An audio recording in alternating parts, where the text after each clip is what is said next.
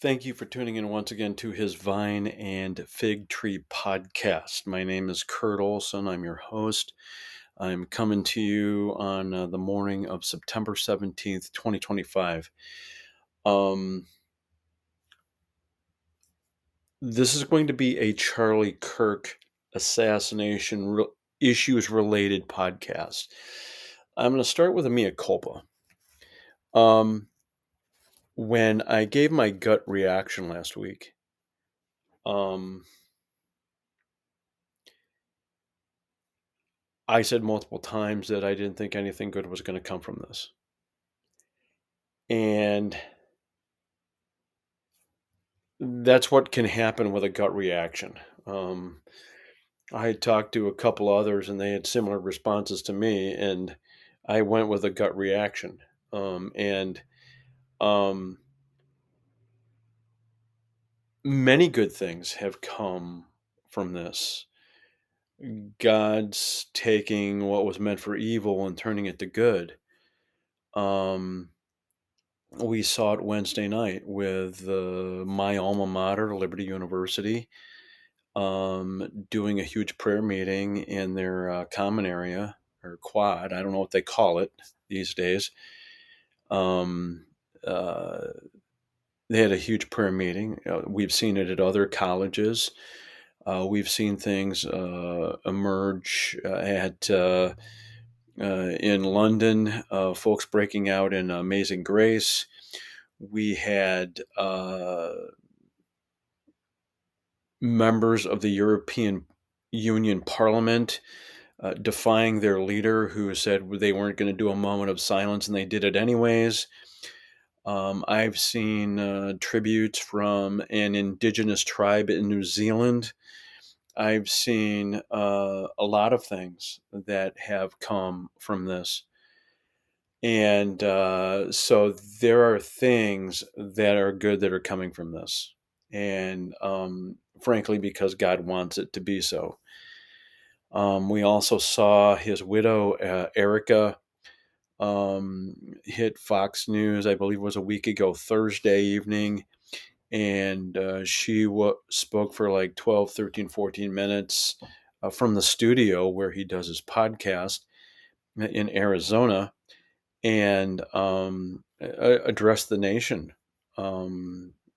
And Strong, um, admirable woman in a lot of different ways.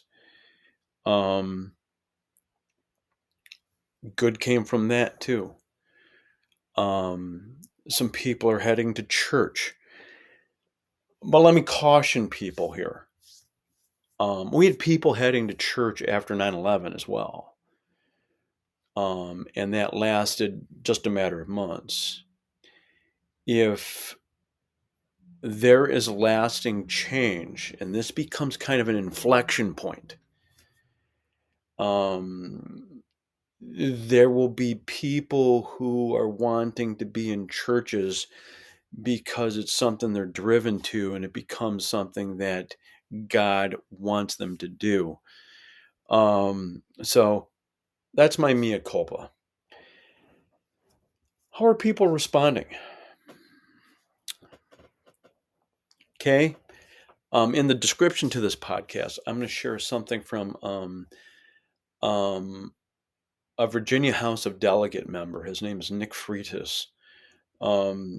I've come across him more in recent months, and really sharp conservative guy. A lot of moral clarity there. He put together a video that I found on Facebook, and I'm going to share it in the description so people can see it. His attitude is one of these two sides cannot peacefully coexist in a country. How do people who want to play by the rules um, and have freedom in doing so be in a country where The other side feels it's okay to murder people simply because they disagree with them. Those two things don't go together, and that's what I said at the end of my gut reaction piece last week. These two things don't go together, and I'm gonna get a little bit more into that, but Nick Freitas has uh, a short video that is worth your time, and he talks about how there's two different people occupying the same space and geography, but they do not have the same worldview. They don't have the same perspective about a lot of things, and he believes a reckoning must happen at some point. And the question will be, what does that reckoning look like? Um, does it become um, violence the other way? Let's hope not. That would be just as bad a look as the Charlie Kirk assassination was. Um, does it come in the form of what I believe reckoning should look like?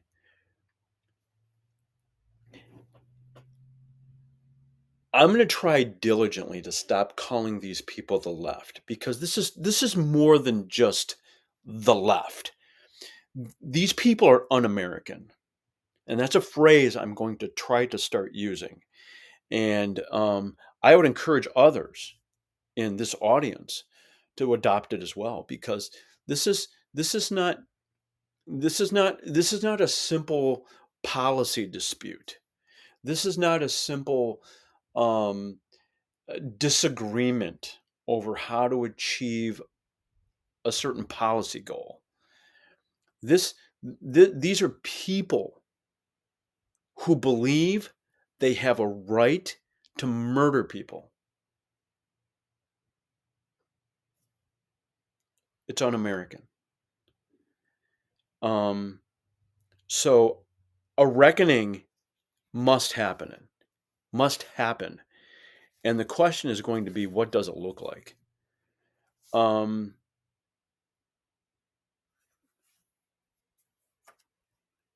because for me, a reckoning would be the party that refuses to acknowledge it. The party that refuses to acknowledge it exists. And even over the weekend, um, as details started coming out about this kid, and I'm gonna call him a kid because he's a kid. He's 22 years old. Um, Rugrat, as far as I'm concerned. Um, Now I got kids in their 20s in my house, but I'm gonna call him a rugrat because I don't want to degrade his. He's an image bearer, but he has committed a heinous crime, and so I'm going to call him a rugrat. So more details are coming out about this kid, and the media and these talking heads from the Democratic Party want to pretend, well, this was a Mormon family in Utah and they vote Republican. The Republicans bred this. Well, unfortunately, that really doesn't bear under the weight of what's going on here.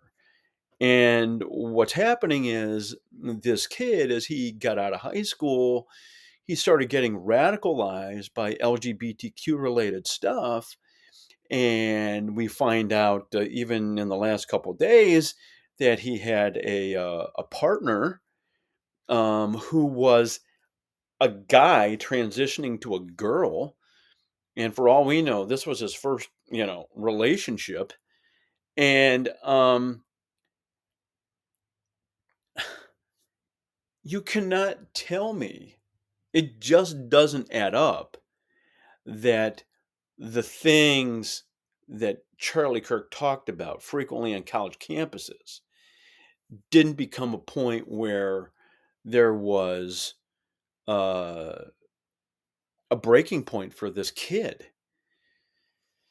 And for me, if if I'm a voter in the United States of America and I try to make my voice heard in elections and all that other stuff, there's got to be a political reckoning for this. Do the American people collectively punish the party that refuses to address this cancer on their side?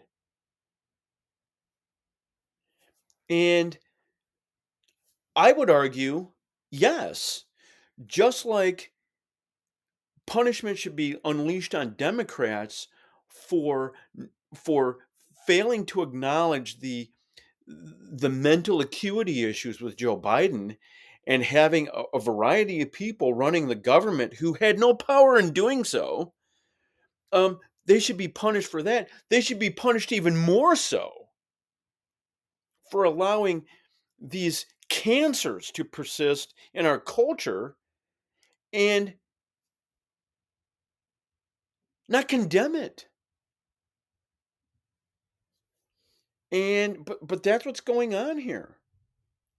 And at some point, the American people collectively, there's got to be a mood that just takes root that says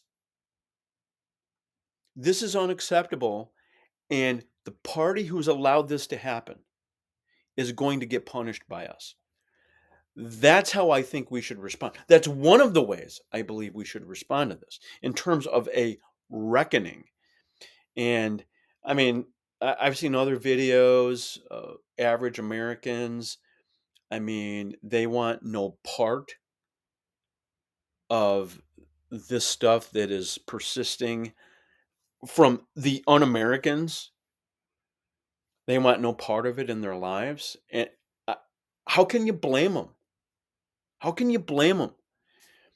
But as a Christian, I'm like, the gospel is for everyone. And no one is beyond the point of being able to be transformed by the power of Christ.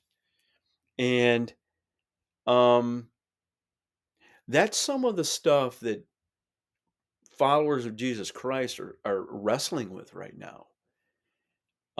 As this happened a week ago, and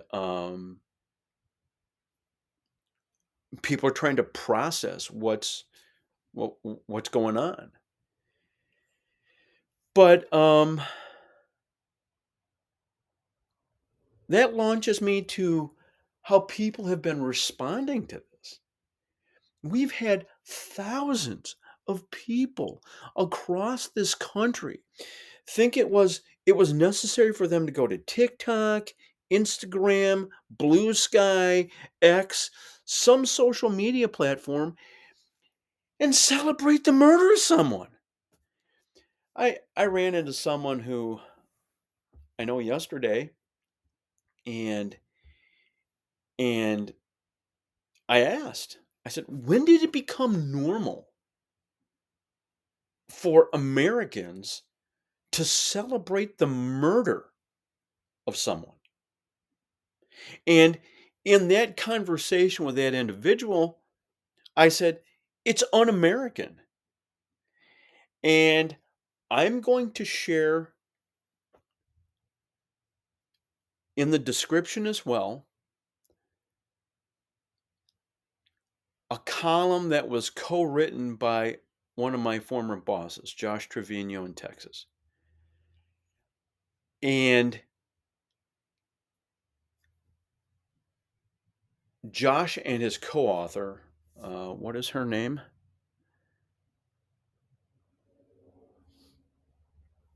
Kristen Ziccarelli. Um, it's about a 7-minute read in terms of a column, an opinion piece. But this, this is on target. Defend America from the un-Americans. And they go into some history, but also get to explaining some of the stuff, the deeper things that we tend to miss because we're just trying to play by the rules and go about our business day to day. And people have work, people have kids in school, people have potentially kids at college, and some of these things that are happening and you miss. Defend America from the un-Americans. But that gets me to just this response that we've seen from people who think it's they're entitled to to celebrate, to praise and cheer on the murder of a human being. How sick do you have to be? How sick do you have to be to do that? We have seen a man get fired because his wife called Charlie Kirk a Nazi. We have seen a Texas Tech student kicked kicked off campus because of what she said. But I want to get into Clemson University. And I partially do this because I have friends in South Carolina. I also do this because Clemson University is an institution of higher education that is prominent in uh, certainly athletics at the college level, and they get a fair amount of attention every once in a while. So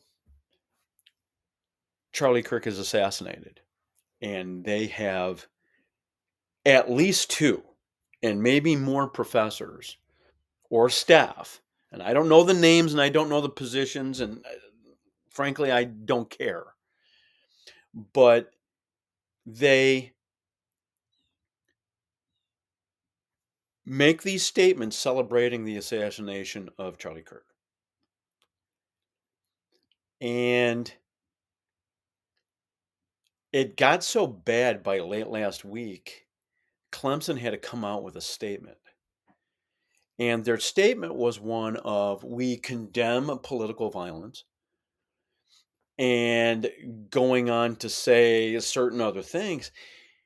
And a lot of people weren't satisfied by it. And you had state lawmakers saying, if Clemson can't clean their house, we will take money away.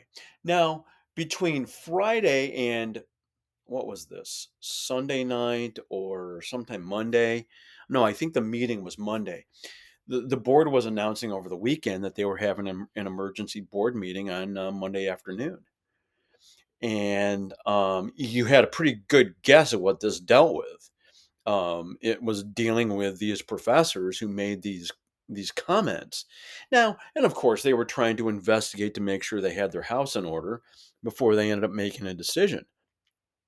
But this is my guess what was going on behind the scenes at Clemson University. I've been around this kind of stuff enough as a journalist to know that someone had to have gone to the president or some of the trustees of Clemson University and said, I'm guaranteeing you're going to lose money if you don't take care of this. And the next thing we knew, come Monday night and Tuesday, statements are coming out of professors that were either fired or suspended because of it. And should people lose their jobs over it? I've been wrestling with that. I mean, people are allowed to say insensitive and and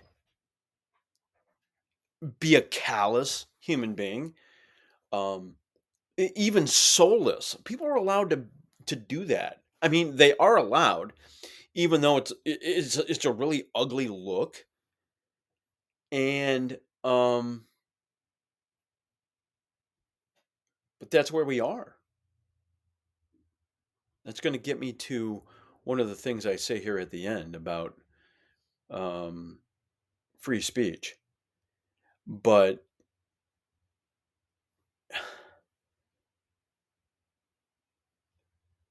some of the things we have seen unfold worldwide, and especially in our own country, people praising the murder of another human being. And I'm like, eh, and that gets to the spiritual side of me that says this is clearly a war between not flesh and blood. This is spiritual forces at work, and because that kind of a response is demonic. Demons cheer on the murder of people. Human beings shouldn't be doing that. But I'm also going to share a piece from a British publication called the Daily Skeptic. And this thing is long. And if you have the time to read it, it's worth your time. Because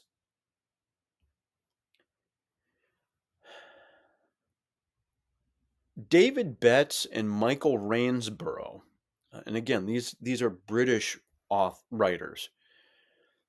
They write a piece for the Daily Skeptic, t- headlined the following: How the left programmed young people to hate. And I'm just that one of the websites I frequent promoted the story, and I'm like, and then I saw how long it was. It's in depth. It goes back to the Cultural Revolution in China, some of the things that Mao Zedong did. It goes back to some things that happened in the 1970s um, in Europe and eventually the United States. And it kind of traces some of the things that have brought this on, and how there is an incentive in one of these worldviews, the American worldview and the un American worldview, that the un Americans are being indoctrinated to hate. We now have talk of Antifa being called a terrorist, being designated a terrorist organization, even though they're here in the United States. Long overdue, in my opinion. Um, and it's just time to start taking care of shop here. And that kind of gets to what my boss says near the end of his piece. And I think I'm going to read this because it's worth mentioning.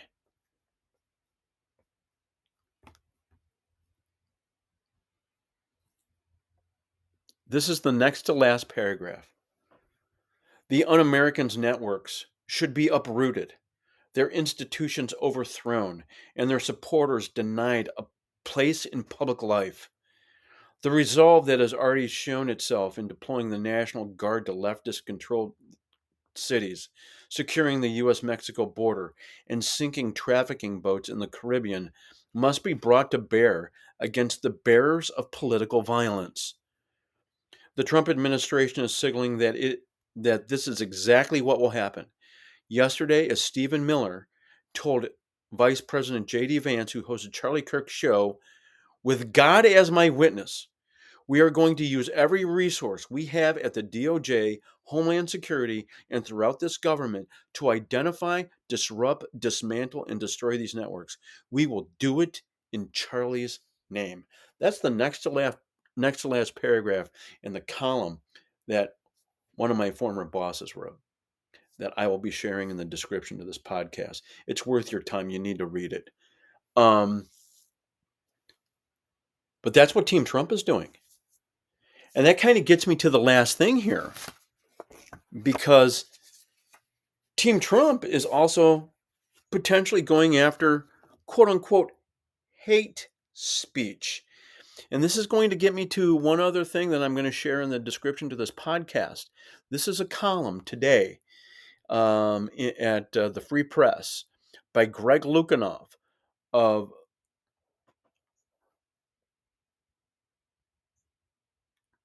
who writes,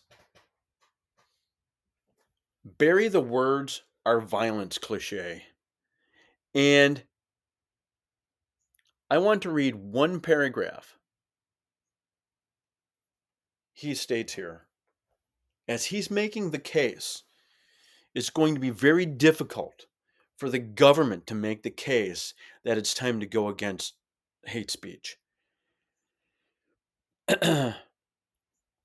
Paragraph.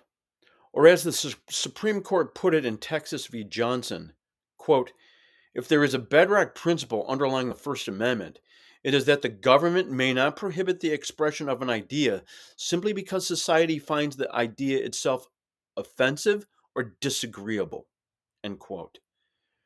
These aren't lawyerly niceties. They are the safety valves of pluralism. Blur them, and the real violence becomes more, not less likely. And I'll let those of you interested in that read that as well, because one of the things Team Trump wants to do is go after hate speech. Attorney General Pam Bondi said this just the other day in an interview. Pam Bondi is getting critical or criticized for the Epstein file fiasco. It's never seen the light of day. And this, other things, some people are saying she should resign. Trump should fire her. But if they're going to come against hate speech, that's going to be a tough nut to crack, because the Supreme Court has weighed in on this issue many, many times. And don't think there's going to be something there that they can do. So, with all of that said, I thank you for reading my column. I thank you for watching this podcast. Please share if you like what I'm saying, if you like what you're reading. I am writing a column this weekend related to the Charlie Kirk stuff that I'm guaranteeing is a perspective no one else in this country is sharing. I don't say that to pat myself on the back. I say that because what I am writing is personal. And that's all of the teaser I'm going to give that. But it is a Charlie Kirk related column that is dropping on Sunday morning. And we are on Apple Podcasts, Spotify, YouTube. And until next time, God bless and goodbye.